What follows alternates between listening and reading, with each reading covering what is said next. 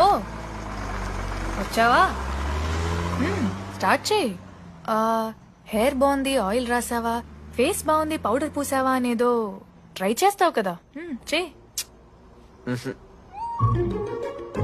శృతి, నేనెంత ట్రై చేసినా నువ్వు నాకు పడవు. ఎందుకు?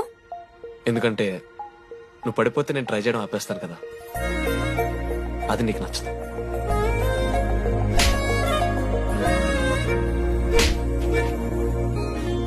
ఈ తిరిగే తిరుగుడు గుడి చుట్టూ తిరిగితే దిగి వచ్చి దేవతే వరమిస్తానంటదే.